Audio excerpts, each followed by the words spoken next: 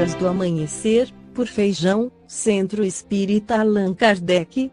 Balneário Gaivota, 22 de abril de 2017. Descobrimento do Brasil. A história acredita a Pedro Álvares Cabarro no dia 22 de abril de 1500 a descoberta do Brasil, mas em dezembro de 1498, uma frota de 8 navios, sob o comando de Duarte Pacheco Pereira, atingiu o litoral brasileiro e chegou a explorá-lo, à altura dos atuais estados do Pará e do Maranhão. Essa primeira chegada dos portugueses ao continente sul-americano foi mantida em rigoroso segredo. Estadistas hábeis, os dois últimos reis de Portugal entre os séculos XV e XVI, d. João II e d. Manuel I, procuravam impedir que os espanhóis tivessem conhecimento de seus projetos. Segundo o relato de Duarte Pacheco, contido no livro Esmeralda de Siturbis, obra que ele escreveu, ele e sua tripulação chegaram ao Mar das Caraíbas, um pouco distante das Pequenas Antilhas, região essa hoje localizada na América Central. Das Caraíbas, eles passaram perto das atuais ilhas de Trinidad e Tobago e seguiram para sul-sudeste, até que avistaram terra, e lá começaram a margeá-la rumo a leste, passando pela foz de um grande rio, provavelmente o rio Amazonas, chegando a um cabo que hoje é o atual Cabo São Roque, no estado do Rio Grande Norte, no Brasil. Ainda continuando o relato, a expedição de Pacheco teria cruzado este cabo e prosseguido para sul. O mesmo também relata a grande abundância de pau-brasil naquelas terras. Antes da Era dos Descobrimentos, os europeus tinham várias superstições em relação ao mar aberto. Algumas eram assustadoras, como as de monstros marinhos. Outras eram sedutoras, como as que falavam de Brasil, ilha mitológica e paradisíaca situada em algum lugar do Atlântico. Sua origem provável é uma lenda celta, e ela é mais frequentemente localizada a oeste da Irlanda, um dos lugares onde esse povo viveu. Sua posição, no entanto, mudava a cada 7 anos, ou a cada vez que era avistada, dependendo da versão da lenda. A teoria de que o Brasil tenha sido visitado pelos fenícios na antiguidade, já foi levantada por diversos autores, e diversos pesquisadores já apresentaram suas evidências, através de registros de inscrições e de artefatos encontrados, em vários lugares do país, além do fato da semelhança entre as línguas indígenas do Brasil e da América, com as antigas línguas semitas, e da semelhança das tradições indígenas brasileiras como por exemplo, da tribo Tupi-Guarani, com as antigas tradições mediterrâneas. Dois dos principais proponentes deste assunto foram o professor e pesquisador austríaco, Ludwig Schoenagen, e o arqueólogo amador brasileiro, Bernardo de Azevedo da Silva Ramos.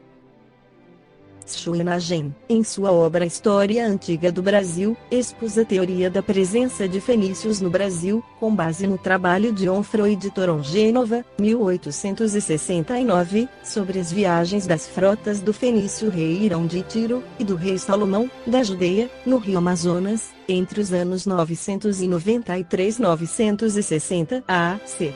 E também apresentou outras diversas evidências, em sua maior parte, escritos do alfabeto fenício, e da escrita demótica do Egito, que também foram encontrados, além de inscrições da escrita suméria, antiga escrita babilônica, e também letras gregas e latinas. Schoenagen, ao citar o historiador grego do século I a.C., Teodoro Sículo, disse que este relatou a primeira viagem de uma frota de fenícios atravessando o Atlântico, e chegando às costas do nordeste do Brasil, através das correntes marítimas, propícias para a travessia. Em 1872, o Instituto Histórico e Geográfico do Brasil foi notificado por Joaquim Alves de Costa, falando sobre a sua descoberta em Pouso Alto, às margens do Paraíba, de umas inscrições gravadas em uma pedra. Uma transcrição da inscrição foi enviada ao IGB, onde a princípio, o botânico carioca, Ladislau de Souza Melo Neto, fez uma primeira tradução. diante de críticas, e da dificuldade em localizar Joaquim Alves de Costa, e a localização exata do lugar, bem como a tal pedra, o botânico declarou que tais inscrições eram apócrifas, porém, o historiador francês Ernest Renan, afirmou que as inscrições eram fenícias, e de cerca de 3.000 anos. Quase um século depois, nos 60, o professor americano, Cyrus H.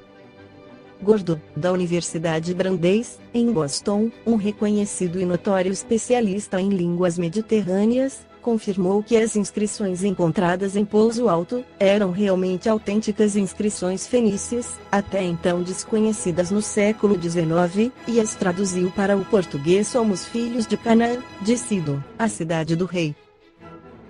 O comércio nos trouxe a esta distante praia, uma terra de montanhas. Sacrificamos um jovem aos deuses e deusas exaltados no ano de 19 dirão, nosso poderoso rei. Embarcamos em Ezion-Geber, no Mar Vermelho, e viajamos com 10 navios. Permanecemos no mar juntos por 2 anos, em volta da terra pertencente a Cã África, mas fomos separados por uma tempestade, nos afastamos de nossos companheiros e, assim, aportamos aqui, 12 homens e 3 mulheres. Numa nova praia que eu, o almirante, controlo. Mas auspiciosamente possam os exaltados deuses e deusas intercederem em nosso favor. Atualmente não há mais dúvidas de que o Brasil está repleto de indícios comprobatórios da passagem dos fenícios, e que eles se concentraram no Nordeste. Pouco a pouco se levanta o véu sobre o passado do Brasil, como o Espiritismo levanta o véu sobre o futuro do país. Em livro psicografado por Francisco Cândido Xavier na década de 1930, Brasil, Coração do Mundo, Pátria do Evangelho, o espírito Humberto de Campos ressalta o fato de que Jesus transportou da Palestina para o Brasil a árvore do seu Evangelho, buscando a preservação de suas lições, relegadas ao descaso pela humanidade. A medida impunha-se, tendo em vista as filosofias complicadas e as teorias salvacionistas extravagantes, que foram enxertadas aos seus ensinamentos, desfigurando-os a tal ponto que algumas guerras sangrentas foram patrocinadas, em nome dele, o mestre que simulou pela paz. O fato é que o próprio Cristo, em uma de suas excursões pelo globo, no último quartel do século XIV, escolheu o lugar onde o Brasil seria erigido, na esperança de que, em suas terras dadivosas, o seu evangelho fosse vivido em profundidade.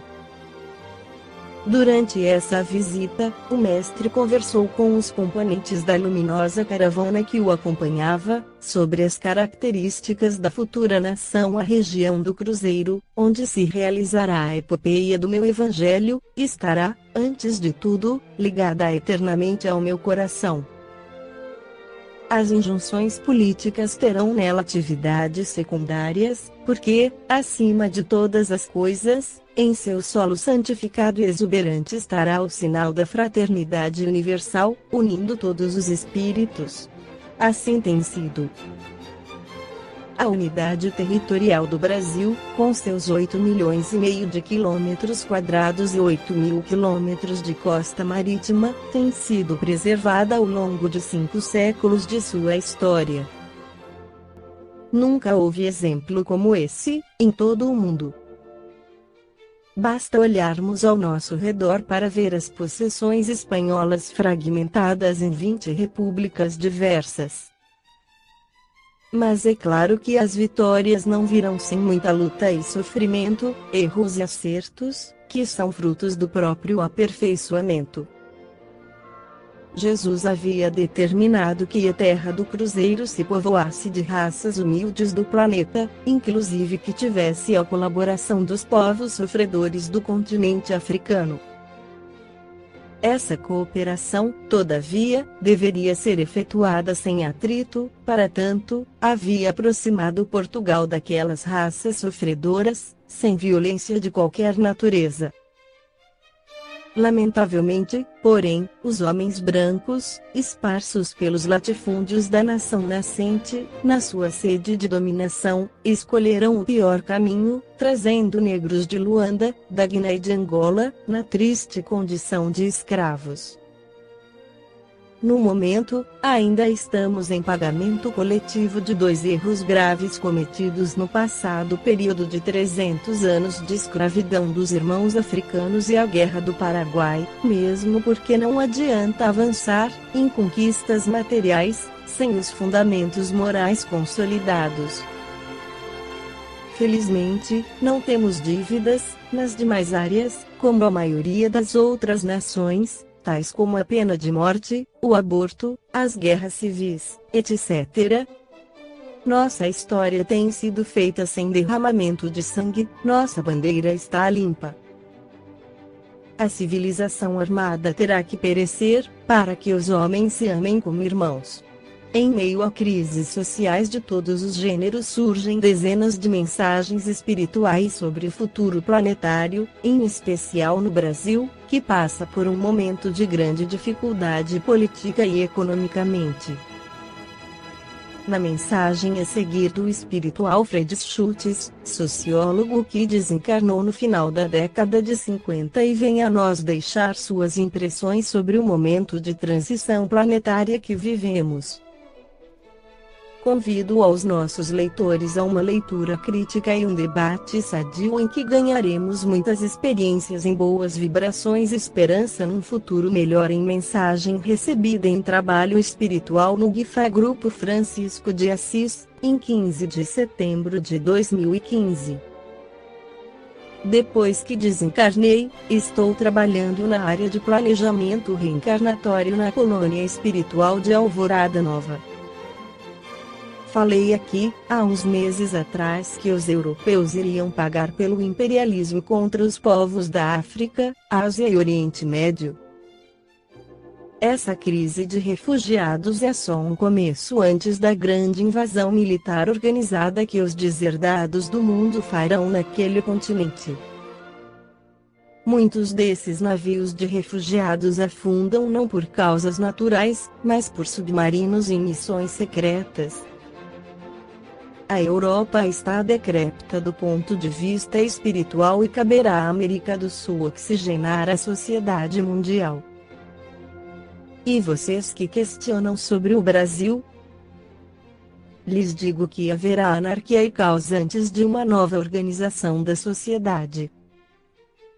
Os trevosos nos 2 planos de vida, depois de estarem fortes, brigam entre si e se exterminarão. A atual classe política do Brasil deve ser renovada, pois os seus métodos se assemelham na mentira, corrupção e engano.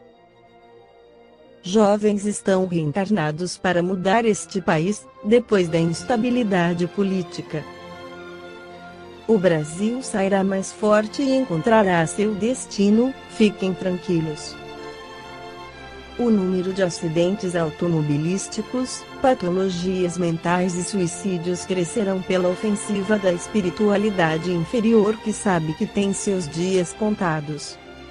Recomendo aos encarnados muita cautela nas distrações noturnas aonde a bebida ou as drogas criam um campo magnético deletério. Meus amados, levem uma vida mais simples e sem ostentação. Tenham em mente que neste período de transição planetária, precisamos ser cautelosos, prudentes e sóbrios. Por favor, cobrem deste médium a mensagem da semana que vem, domingo, aonde falarei como se dá a avaliação das suas reencarnações na atual conjuntura. Saibam que o Mestre Jesus está no comando da barca terrestre, não há que temer. Um abraço deste sociólogo no plano espiritual, Alfred Schultz. Esta foi a crônica do amanhecer de 22 de abril, por Feijão.